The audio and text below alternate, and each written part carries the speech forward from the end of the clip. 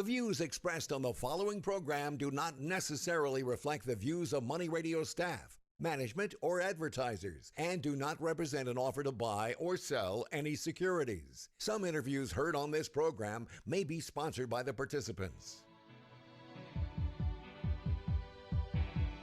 It's time for Health Futures with Cypress HomeCare Solutions, Bob Roth. This is Arizona's only show dedicated to providing you with expert advice on how to live a longer, healthier, and happier life.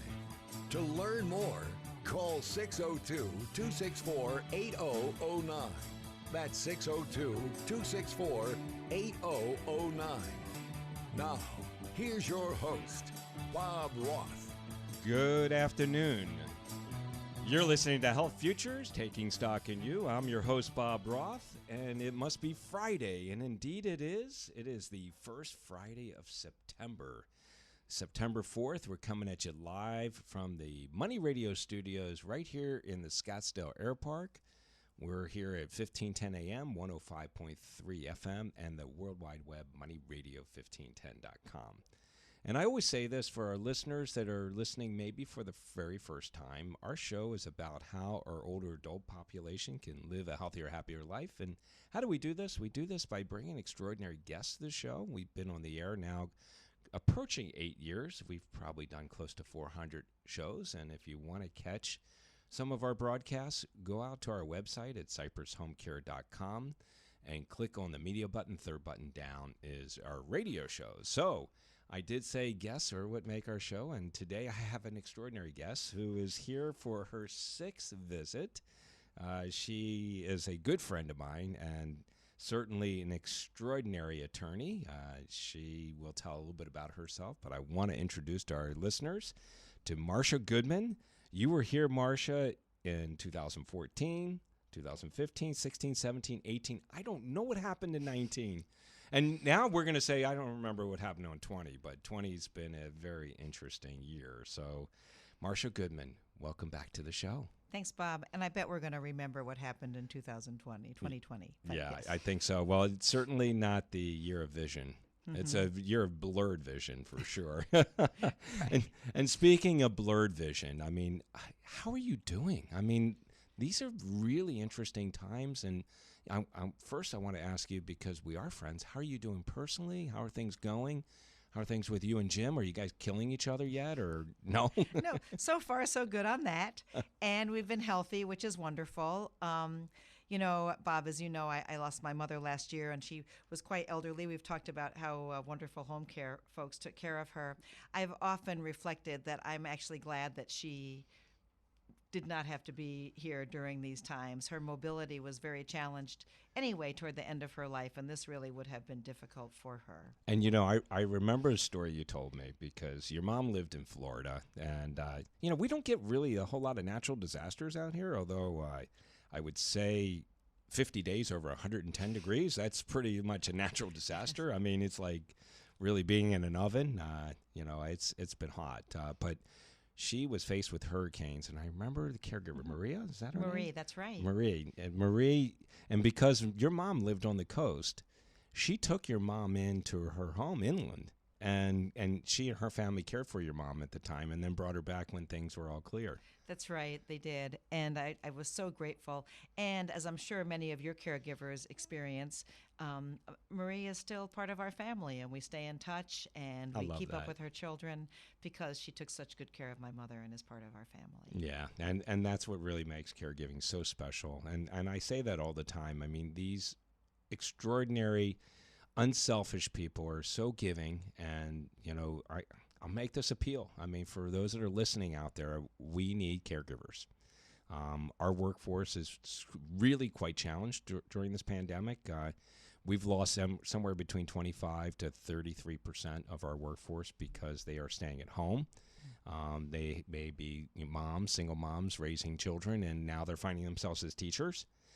They may be affected by this certain illness that we're dealing with called COVID-19. And then lastly, they may be taking advantage of the really generous unemployment benefit that many of us know, that where they were making far more being on unemployment than being employed. employed. So if you are a caring spirit and want to make a difference in someone's life, we certainly are looking for you at Cypress and at Honor, and I would encourage you to call our office at 602-264-8009 or find an agency or find somebody that needs some help, because we have older adults out there aging every single day, and loneliness is one of the greatest killers of our generation, this generation right now that we're caring for. And it's really lonely now.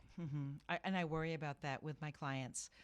Back to your question, how are we doing? So in the office, we really are doing fine. Our law firm, Frazer, Goldberg, and Arnold, we moved exactly a year ago, Labor Day weekend last year. And the offices are quite spacious, and so we're able to socially distance in the office, or people can wear masks if they choose to. Law firms were considered an essential business even in the shutdown, but we made it so everyone could work remotely if they chose to and if it worked in their practice group. And so, for example, we had a department with 2 paralegals, and they alternated the days when they were in and versus not in, so there wasn't somebody sitting right close by.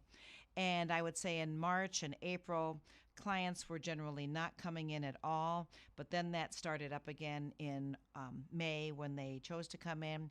But we have really good technology with Zoom, and I was saying to the office manager when we were moving to the new office and Zoom was going to be new for us, and I'd never even heard of Zoom, and she said, "Oh, this will be so good for your elderly clients." I'm thinking, no way. But it has been amazing to be able to see our clients or prospective clients even if they can't physically be in the office, and it makes such a difference in building a relationship when you can at least see somebody. And one thing I wanted to add was I have been so grateful to be able to go in the office. That routine helps me stay a little more sane. No, and sure. It's that whole mind, body, spirit. I mean, Yeah. you'd absolutely lose it if you really couldn't. And you know, we talk about this population, and certainly, you know, having your clients come down to your office, and I see this, you know, we share accountants, so, you know, I see this with our accounting's office too. And, you know, for the elderly folks to get out, you know, sometimes that's the biggest deal they're making that day. And I know you do house calls, but some of them want to come down to your office, and to think that you don't have to commute now, and and I'm talking about your customers, your clients. Right. Your clients can be fully engaged with you, because I find the same thing through Zoom or any of the other video mediums. I feel like I'm really engaged with that person, no distractions, and my focus is on them, and I have their attention, they have my attention. That's right. That's really a nice benefit too. I mean, there's a lot of good things that we that have come from this. The company that we're partners with, Honor Technology, they put on a conference, and this week they had Dr. Joseph Coughlin. He's from the MIT Age Lab, and one of the things he said about COVID-19 was, he said, in healthcare, it's accelerated our technological and innovation applications in terms of applying them by 5 to 10 years, because there's such scrutiny in terms of putting these things in place, like telemedicine.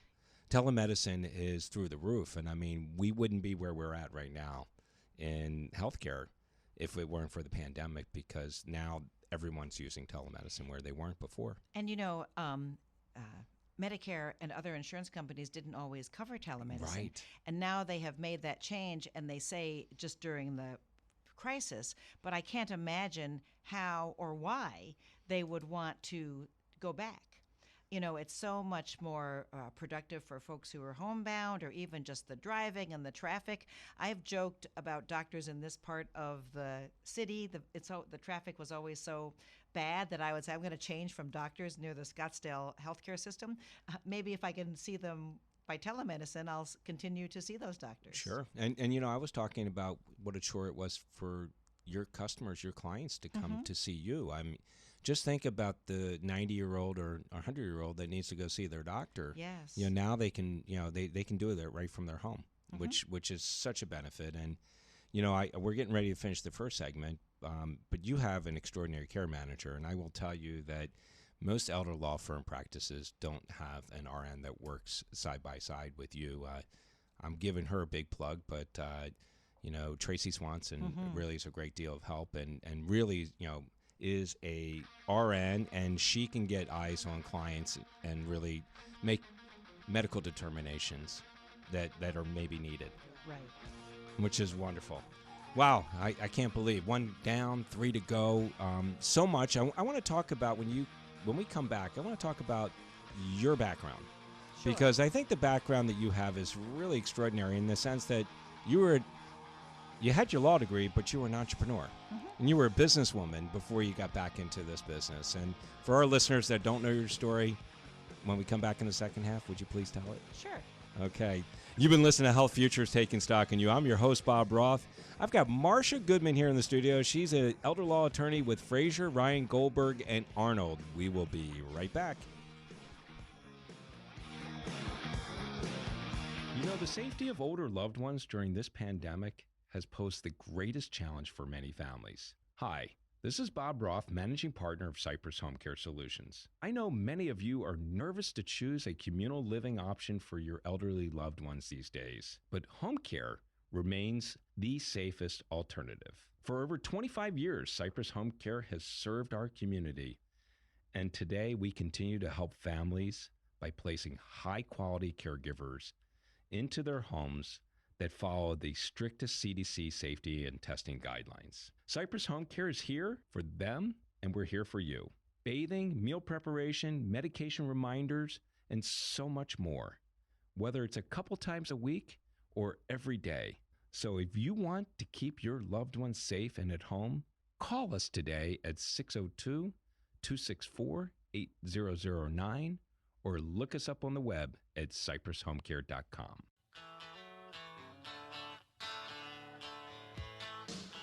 Now back to Health Futures, taking stock in you.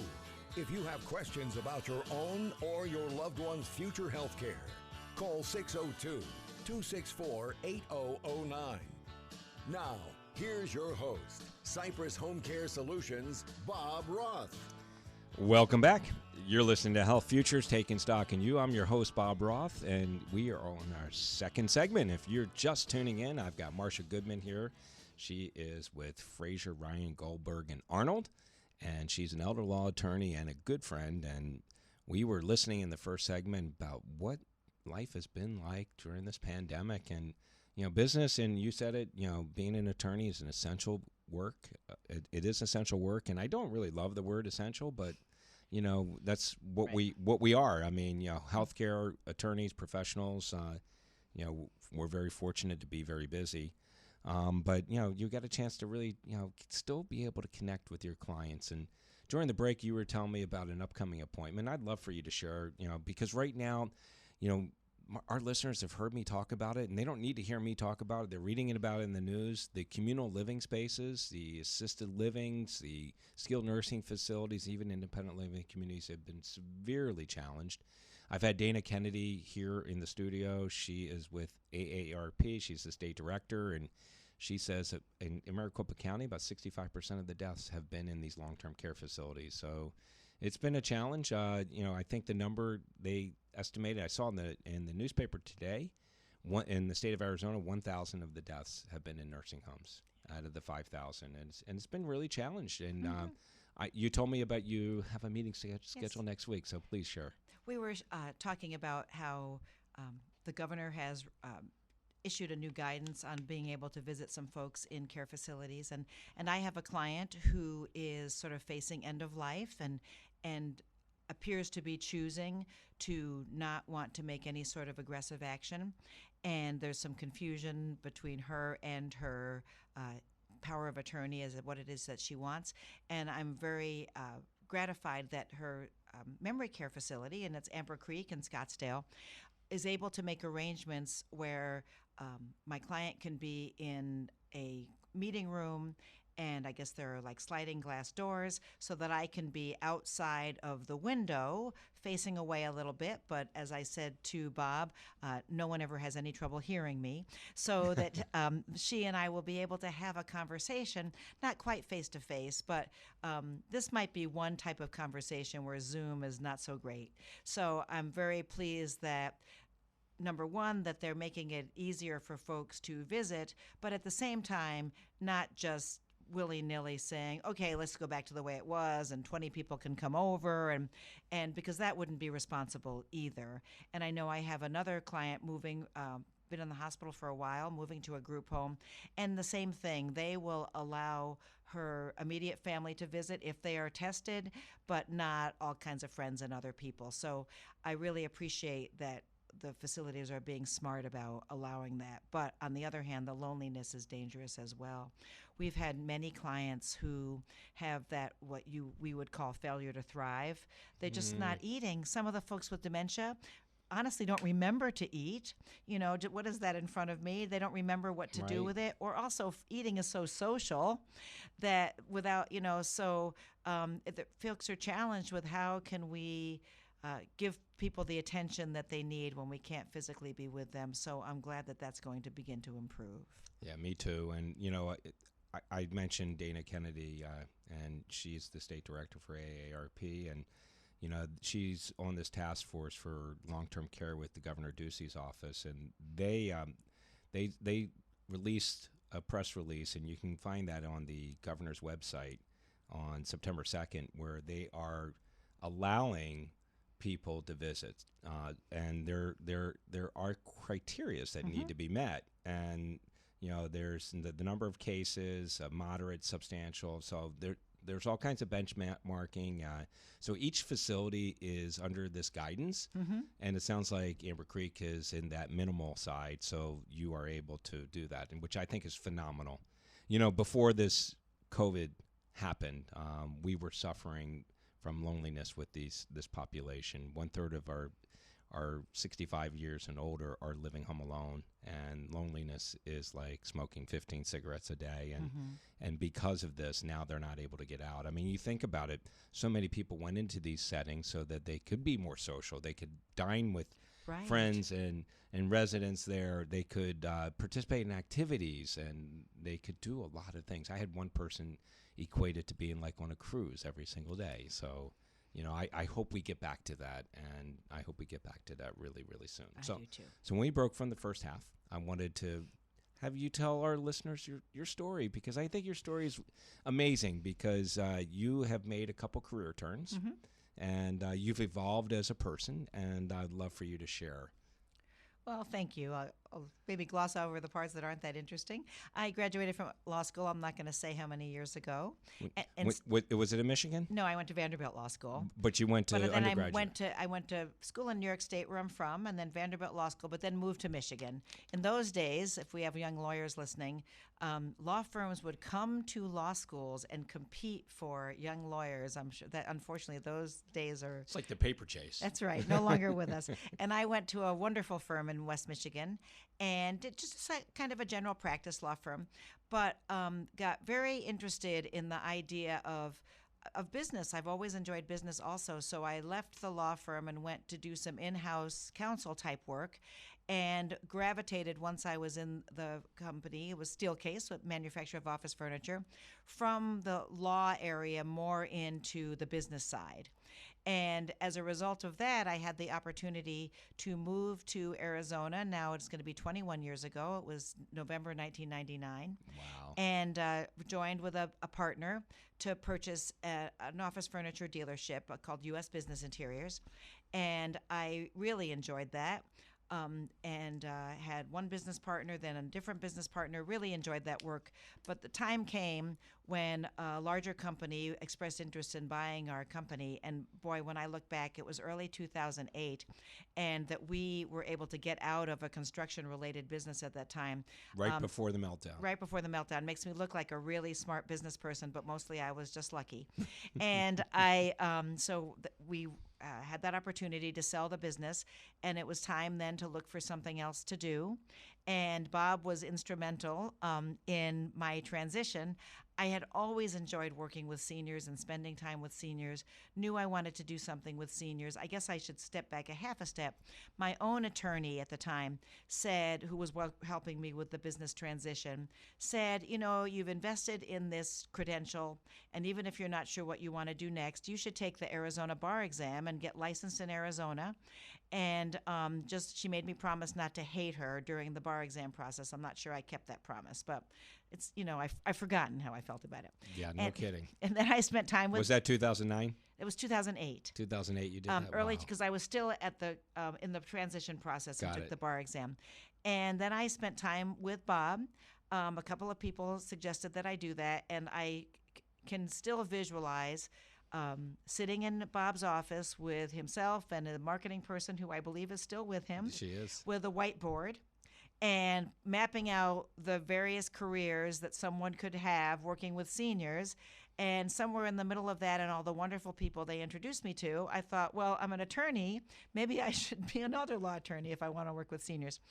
And just kind of, I had the luxury of a little bit of a cushion from having sold my business to take the time to do the research and just kind of get started and just kind of dive in. And I set aside a little bit of that cushion and thought, well, if I can't make a go of it by the time this money is gone, then I guess I better get a job.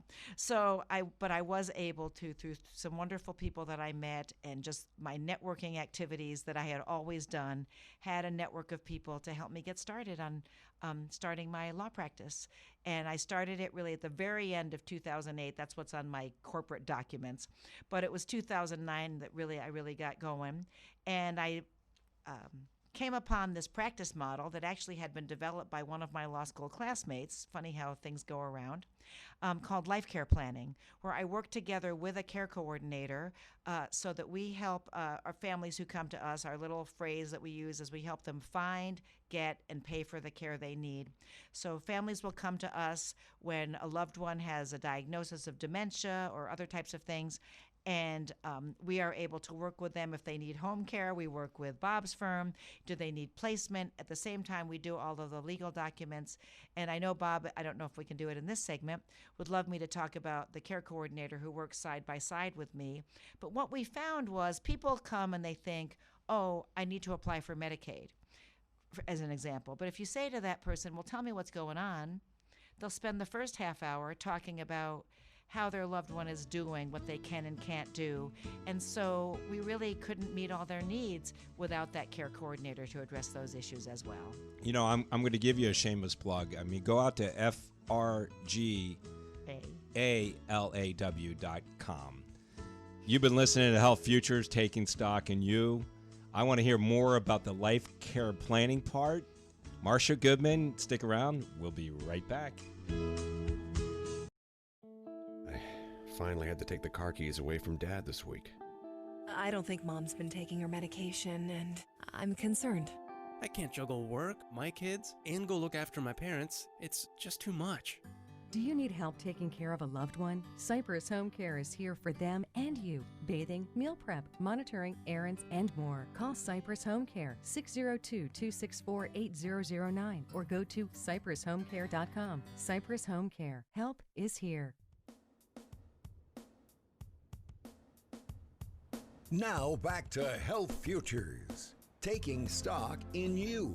If you have questions about your own or your loved one's future health care, call 602-264-8009. Now, here's your host, Cypress Home Care Solutions, Bob Roth. Welcome back. You're listening to Health Futures, Taking Stock in You. We're in our second half, and if you're just tuning in, I've got Marsha Goodman here in the studio. She's an elder law attorney with Frazer, Goldberg, and Arnold. And she just told us her story in the second segment, which was really spectacular. She went from being a lawyer to being an entrepreneur to being back to being a lawyer. And, thank you for the kudos. But it was you. I mean, I gave you the options and you chose this path. Sometimes when you're probably hating it, just don't blame me. You made that decision. but I commend you, Marsha, for, in the middle of your life, span, if you would. You chose to take the bar exam, and you probably thought, you know, what am I doing? Why am I doing this? But and I'm going to say this, you probably have no regrets. You love what you do. Not at all. Not at all. I really do enjoy it. Sometimes but it's not even a regret. Sometimes I look back and say, should I have done this sooner? But we're all a product of all of our experiences, and as being an entrepreneur certainly helps me as an attorney in terms of the financial management of my practice, and I hope it also helps me relate to my clients as well, many of whom were business owners in their careers, and hopefully I can have some empathy for that. Well, and I will say this, in the 12 years of your practice, you have really established incredible amount of credibility here in our community. A lot of people, have used your services, and they respect the work that you do. And you joined a great firm. I Yes. mean, for those that don't know, she was a sole practitioner, and I loved how you had things covered, because you did take time off, but the nice thing about, attorneys, and we're the same way in home care, we have some friendlies. We call them frenemies. But, they're friendlies that, will help one another out, because we're all doing this mission-driven type work. And I know that absolutely, we as attorneys, the elder law community is not that large. Not as large as it should be, frankly, when you think of the population in Right. Arizona. And, different people have different things that are their passion that we can share with each other. And I often say, if every single person who needed an elder law attorney, September 4th, 2020 called me, I couldn't handle it. Right. I don't feel that those other attorneys are my, quote, competition.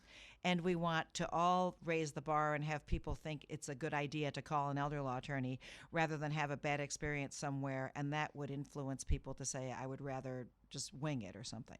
Do you guys ever get together, like at a diner or something, to go have lunch and exchange war stories? Because, I mean, really, all of us, even in the home care side, we could put together movies or even sitcoms and experiences that we've had. We definitely do. And the National Academy of Elder Law Attorneys, NALA.org, which, by the way, if someone's ever looking for an elder law attorney in another community, is a great place to look. Right. We have an Arizona group or chapter, and we always have a live conference this time of year.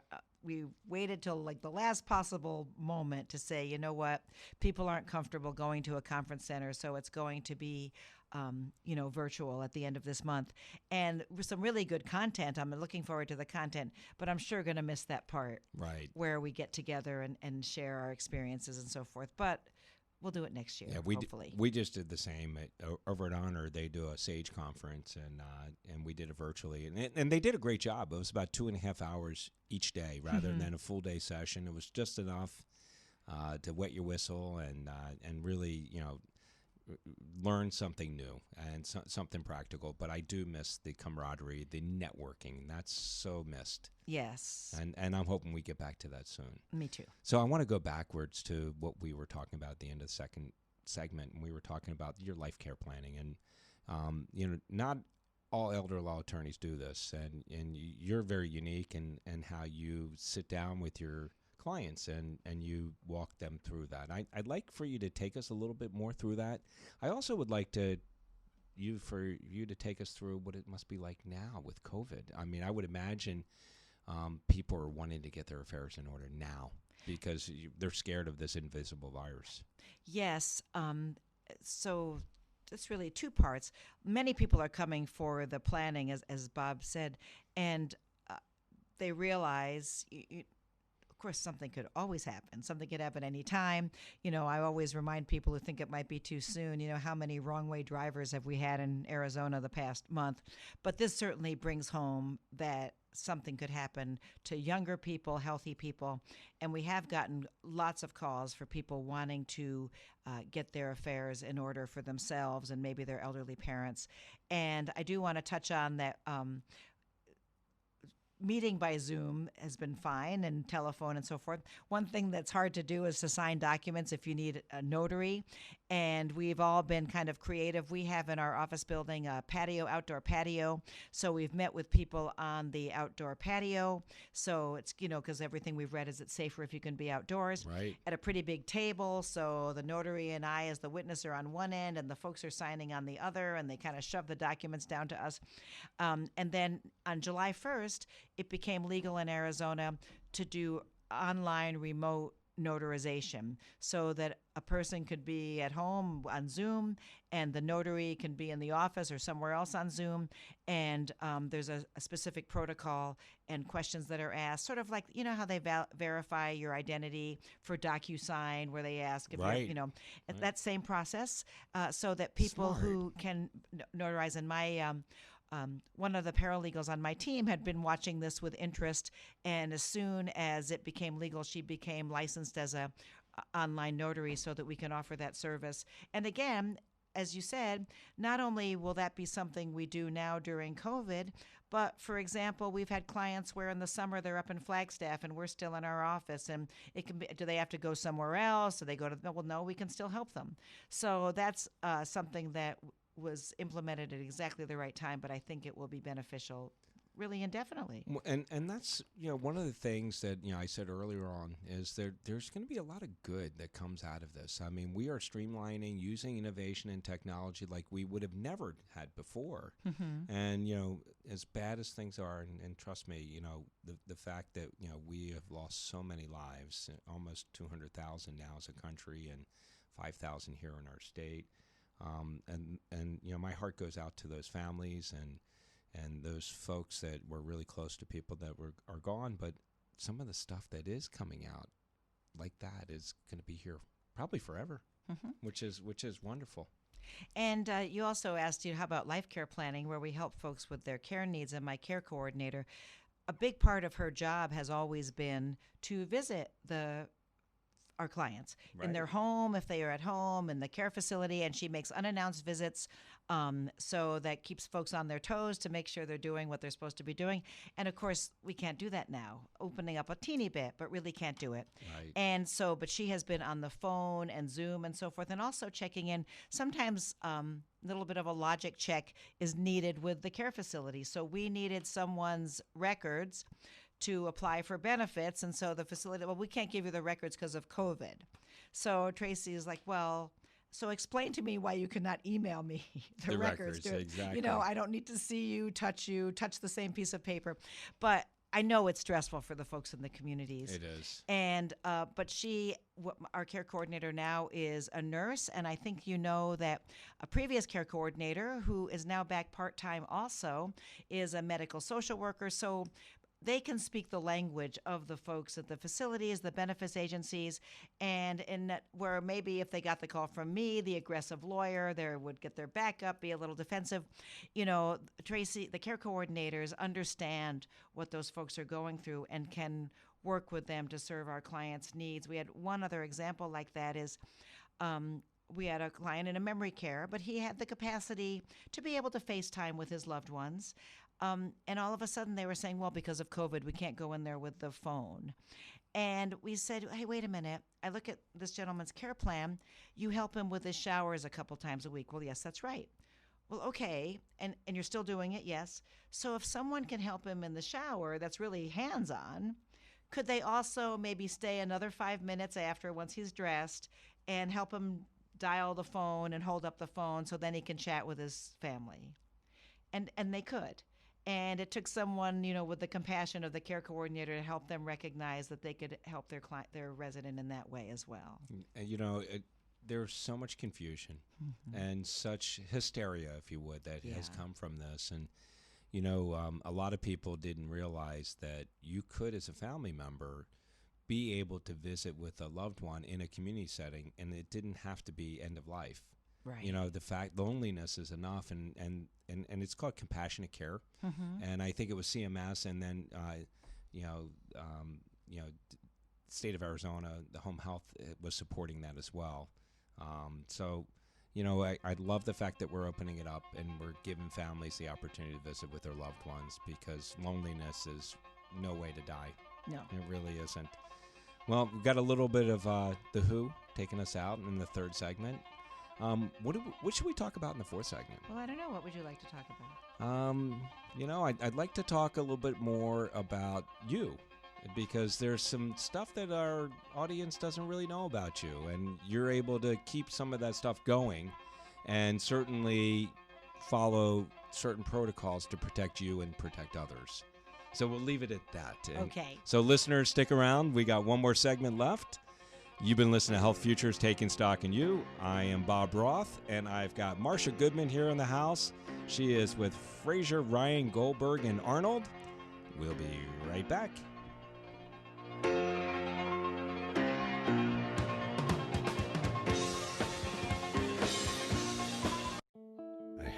finally had to take the car keys away from Dad this week. I don't think Mom's been taking her medication, and I'm concerned. I can't juggle work, my kids, and go look after my parents. It's just too much. Do you need help taking care of a loved one? Cypress HomeCare is here for them and you. Bathing, meal prep, monitoring, errands, and more. Call Cypress HomeCare 602-264-8009 or go to cypresshomecare.com. Cypress HomeCare. Help is here.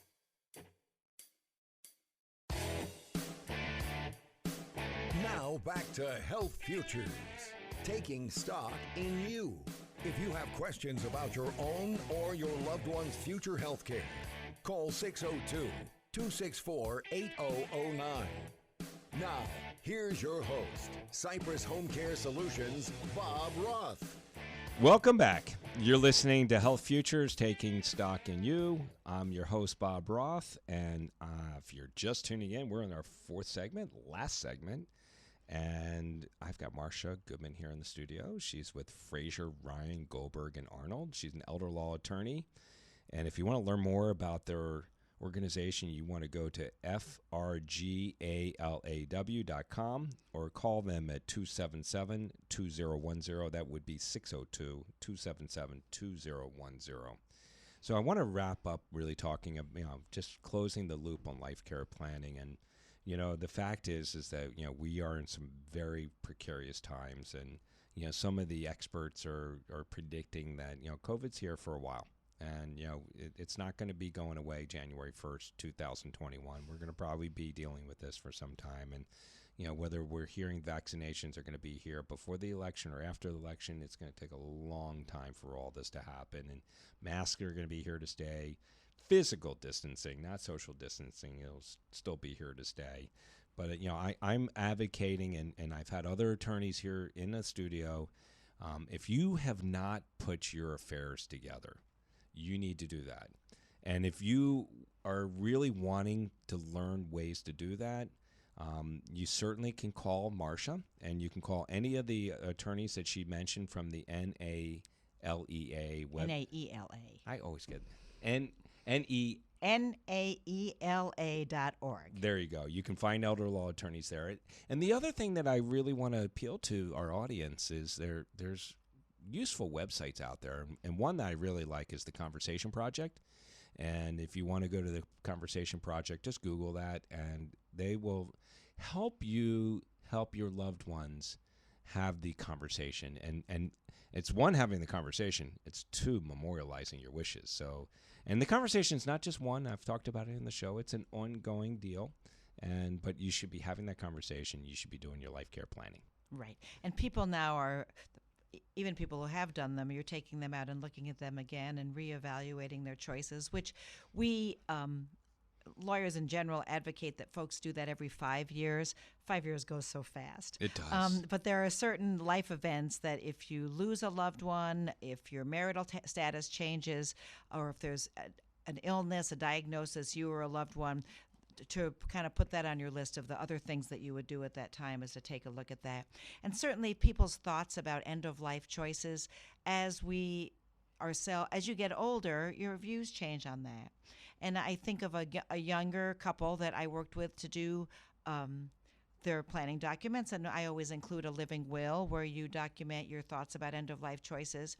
And it's very unusual for someone to say, if I were in even a vegetative state and I couldn't communicate, that still I would want to do whatever is possible to keep me alive.